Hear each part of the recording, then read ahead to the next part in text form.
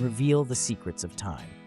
Welcome to our channel, where we open the dusty pages of history, discover the wisdom of ancient civilizations, and bring the forgotten stories of humanity to life.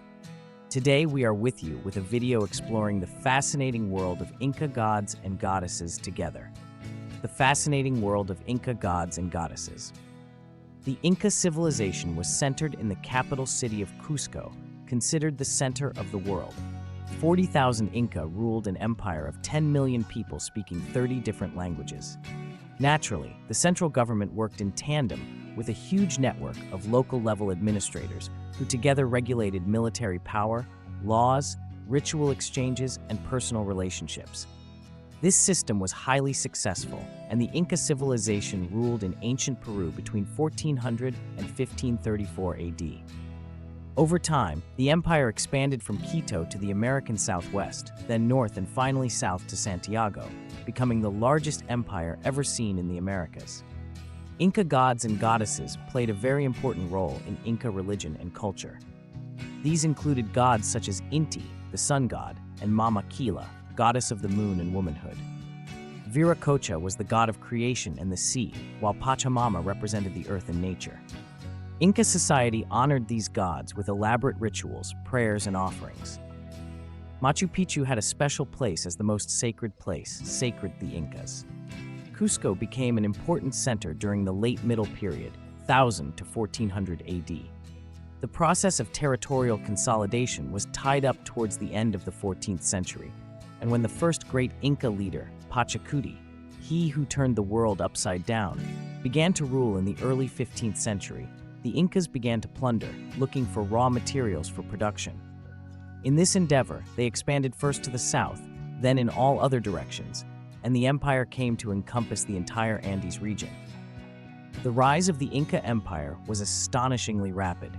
First, speakers of the Inca language Quechua, or Runasimi, were elevated to the status of senior citizens. Then important ranks in the empire were given to the elite.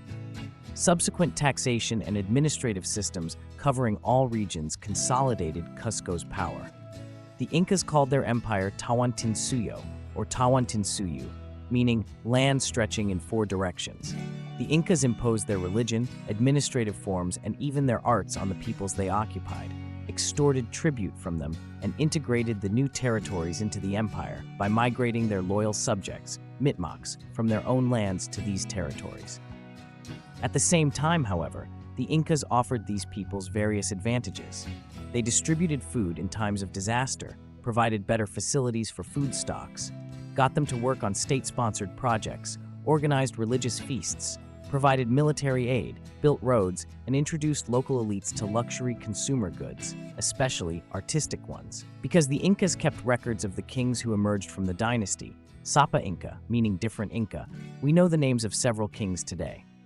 Pachacuti Inca Yupanqui, reigned 1438 to 63 AD, Thupa Inca Yupanqui, reigned 1471 to 93 AD, and Huayna Capac, last king before the Spanish, 1493 to 1525 AD. It is thought that 2 kings may have ruled at the same time, and that queens had certain powers, but there is no clear evidence of this in Spanish records. When a king ascended the throne, he was expected to marry, sometimes even his own sister. The queen, Koya, was known as Mamanchik, or Our Mother, and had various powers over both her husband, the king, and the dynasty, including choosing which of her sons would be the official heir. Koya had a fortune of her own, which she could spend as she pleased. Sapa Inca was the absolute ruler, and his every word was law. He managed politics, society, the empire's food supply, and was the commander-in-chief of the army. Since he was considered a god, he was also known as Intip Churin, son of the sun. Because of his high status, he lived a lavish life. He drank from cups made of gold and silver, wore silver shoes, and lived in his palace, equipped with the finest fabrics. After his death, the Incas mummified the king, believing that they could consult the mummy on important affairs of state. Despite his enviable status, the king also needed both approval and support from the elites, who could sometimes have him deposed or killed. In addition to trying to keep good relations with the elites, he had to be seen as a great benefactor in the eyes of his people, whose other title, Huachacoyac, means beloved and benefactor of the afflicted. The Inca monarchy, like its famous architectural structures, consisted of nested but compartmentalized units. At the top was the king, the high priest, Wilak Umu, who also served as field marshal, and a group of 10 aristocrats called Panaka.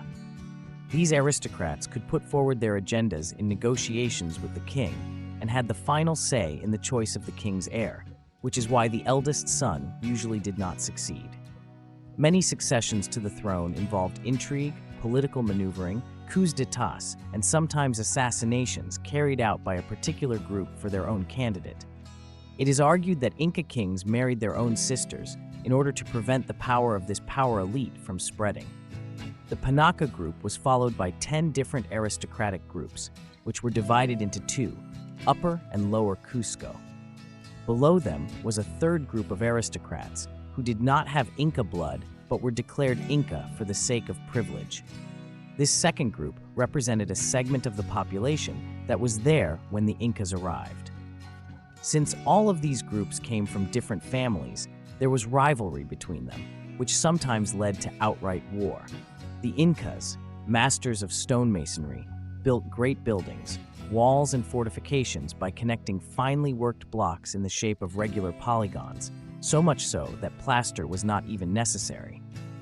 The buildings were highly resistant to the earthquakes that often hit the region, thanks to the emphasis on perfect lines and the trapezoidal shape, and the natural features that were incorporated into these buildings. In addition to their obvious aesthetic value, the prominent sloping isosceles shape and thin walls of Inca buildings were also used as a recognized symbol of the empire. One of the most common Inca buildings were the ubiquitous one-room warehouses called colca. Made of stone and well ventilated, they were either round, in which corn was stored, or square, in which potatoes and other tubers were stored. Calanca were very large halls used for meetings. Simpler buildings made up the concha, a small, one-room rectangular building, wasi and masma, built around large courtyards surrounded by high walls and thatched roofs. The concha was an important architectural feature of Inca cities, and the Incas carried this design to the areas they conquered.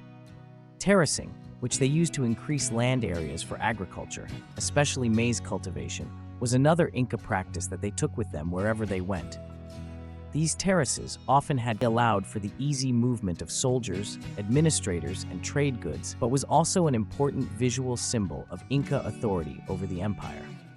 Along the way, there were resting places and a relay system for runners, who would deliver messages from one place to another for up to 240 kilometers in a single day. Although influenced by the art and craftsmanship of the Chimu civilization, the Incas created their own unique style as an instantly recognizable symbol of empire. The best examples of Inca art were found in metalwork, gold, considered the sweat of the sun, and silver, the tears of the moon, ceramics, and textiles. The Incas considered textiles to be the most prestigious. Designs were often made using geometric patterns and technical skills, usually specific techniques. Checkerboard-like designs were particularly prominent. One of the reasons for the constant use of a particular design was that pottery and textiles were often produced as taxes for the state, and so the artworks represented specific societies and their cultural heritage. Just as coins and stamps today reflect the history of a nation, the artworks of Andean civilizations presented motifs that reflected the specific communities that created them, or the Inca class that ruled them. Artifacts using precious objects such as discs, jewelry, figurines, and everyday objects were made specifically for the Inca nobility, and some textiles were even restricted from being used alone. Items made from soft vicuña wool were also restricted, and even only Inca rulers could own a flock of vicuñas. Ceramics had a wider range of uses. The most common use was for containers called urpu, which had a long neck and two small handles for storing corn. It is also noteworthy that Inca pottery decoration, textiles, and architectural sculptures often do not include images of themselves, their rituals, or common Andean symbols, such as monsters and half-human, half-animal figures. The Incas made textiles, ceramics, and metal sculptures that were technically better than those of any Andean civilization, despite fierce competition from master metalworkers such as the expert artisans of the Macha civilization. Just as the Incas imposed political dominance over the conquered nations, they also imposed standard Inca methods and designs in the arts, but allowed the locals to use the colors and symmetry they preferred. Talented artists from regions such as Chan or Titicaca, and especially women skilled in weaving, were brought to Cusco to produce beautiful things for the Inca rulers. The decline of empire. The Inca Empire was built and maintained on strength and might. The ruling Incas were disliked by society, especially in the northern lands, and the Spanish invaders, led by Francisco Pizarro in the mid-16th century, took advantage of this dislike. In fact, the Inca Empire had not yet reached a certain level of sophistication when it faced its greatest challenges. Uprisings were common, and the Incas were at war in Ecuador, where a second Inca capital was established in Quito. To make matters worse, the Incas were affected by epidemics such as smallpox, which spread from Central America even faster than the European invaders, wiping out 65 to 90% of the population. One such disease caused the death of Huayna Capac in 1520 AD, and his two sons, Huascar and Atahualpa, fought a devastating battle for control of the empire when European treasure hunters arrived. It was a perfect storm of rebellion, disease, and invasion that brought an end to the great Inca Empire, the largest and richest ever seen in the Americas.